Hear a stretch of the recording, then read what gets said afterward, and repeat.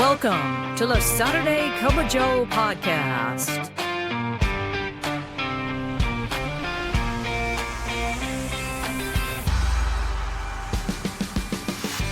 This podcast is dedicated to EAS employees of the U.S. Postal Service and members of the National Association of Postal Supervisors. So, pour yourself a cup of coffee and join us for today's episode. And now, here's your host, Robert Wakefield. Good morning, Branch 32, and good morning, Naps family, wherever you may be listening, whether it will be in California, Washington, Arizona. These are just to name a few places that have listened to the podcast in the last week or so. Thank you so much for doing that. I am your host, Robert Wakefield. Thank you. President of Branch 32. That's right. Got another fantastic show lined up for you. So let's go ahead and pour that first cup.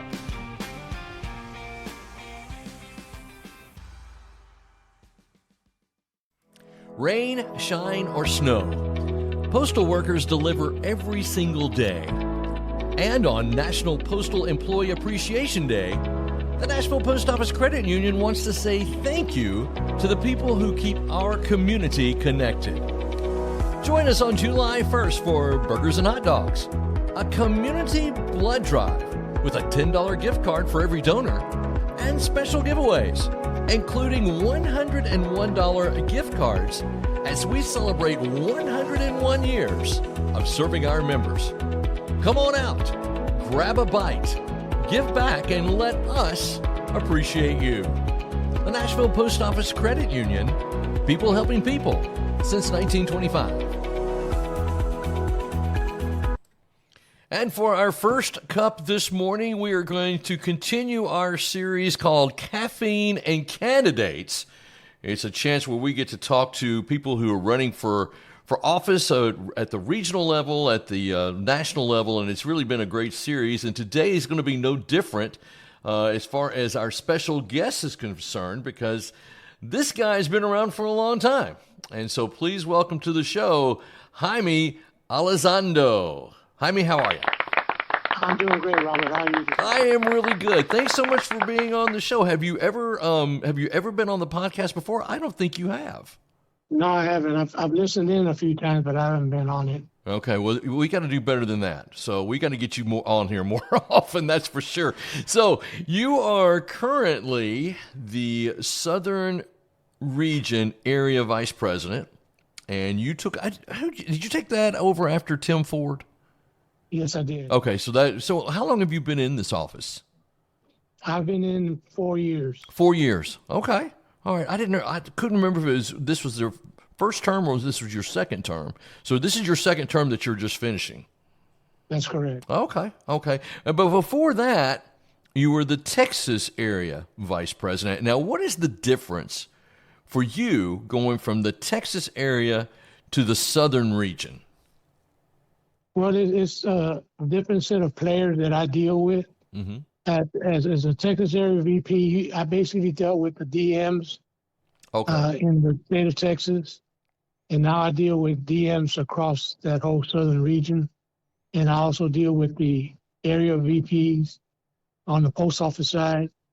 So you're just taking up, same process, you're just taking it up a notch. Okay. Taking it up a level. Did that surprise you how much? Because it would surprise me going from Texas to the Southern region, which goes from Texas to Florida. It is quite an area to cover, and I have 4 area VPs that I work with, mm-hmm. and so there's always something going on somewhere. Right. So it is. I retired last January. Oh, good for you. Yes, and I've been busy ever since. It's actually been. People say, "What are you going to do in retirement?" I said, "I'm doing it. I'm trying to help people in their in any way possible." That's exactly right. Now, is it true? And I think it is, that you were the one that invented the Jaime clap that we use at national conventions. Well, yes and no. I didn't invent it, but I did bring it to NAPS, and the way that came about is I was chosen to be the host at the 100th anniversary in Louisville. Okay. And I had attended an event in Houston, and they had a litany of people they were trying to introduce. Mm-hmm. So the lady said, you know what? We're not going to clap for the people as I introduce them. We'll just clap at the end. And so there was some smattering of boos. But she said, okay, we'll just give everybody a clap.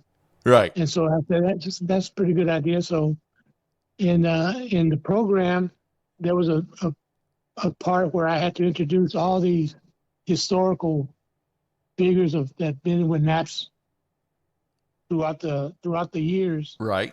And that's when I said, look, we're going to give everybody one clap. I'm going to say the name, you give them one clap. And they went over real well.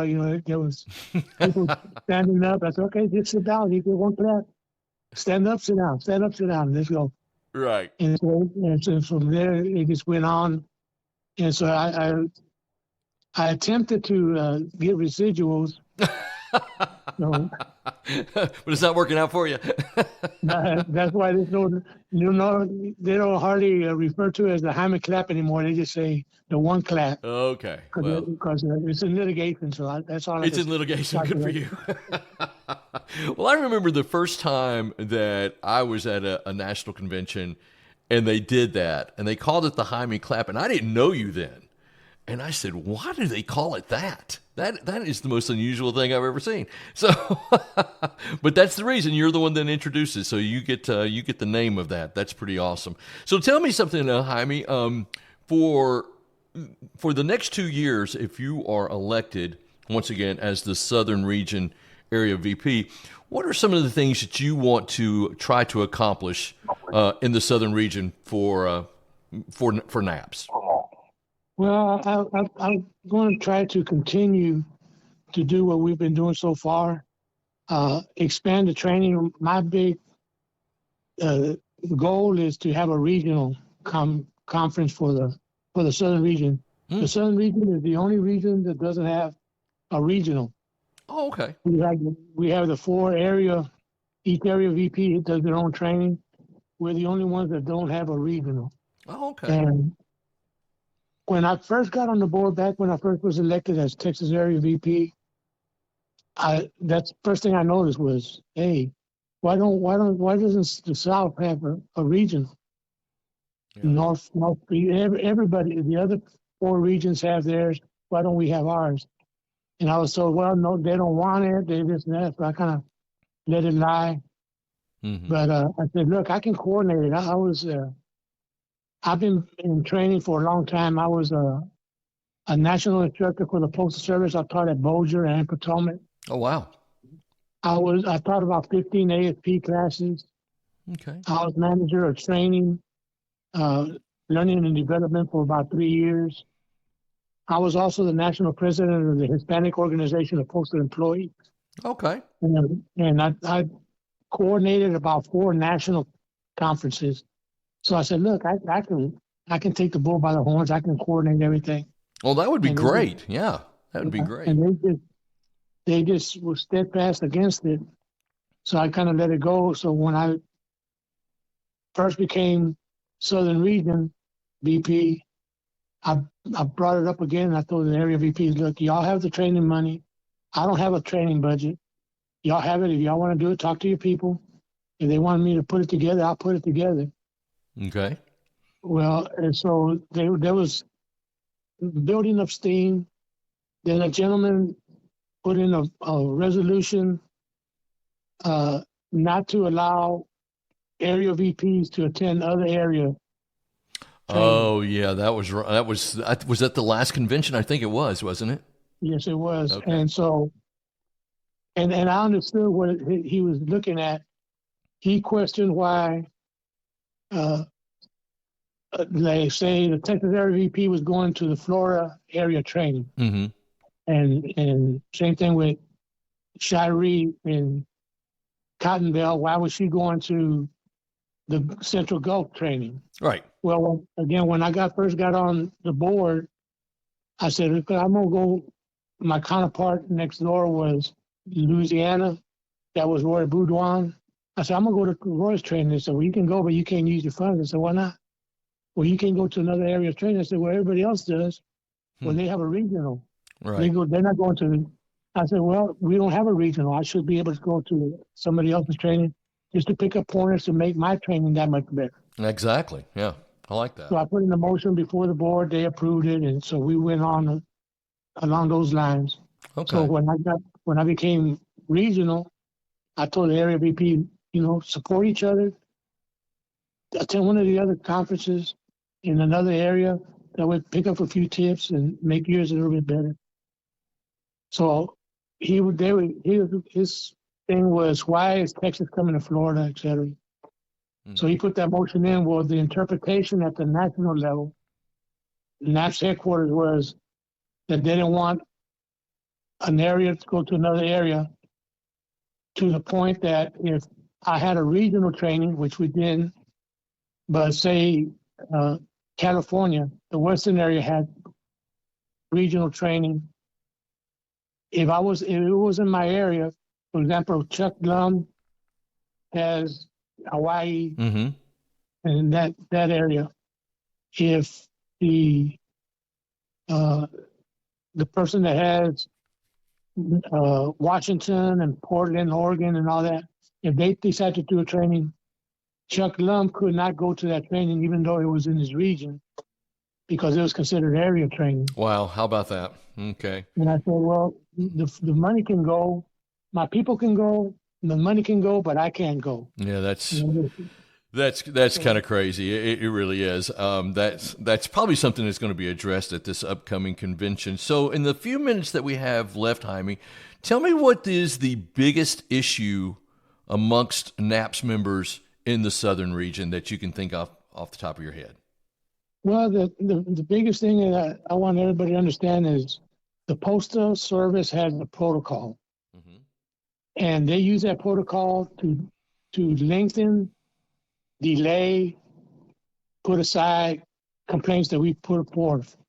Whenever we bring up an issue at the headquarters level, the first thing they do is they ask, what does the district have to say? Right. And what does the area have to say? And if we don't have something in writing or something to say, we talk to them about it, this is their response, they'll shelve it. They won't even listen to it. Wow. They'll go back. And so they play that, I don't want to say call it a game, but they play it like a game. Mm-hmm. It's like, this is what you need to do. So that's what I'm trying to do, is have people understand the protocol.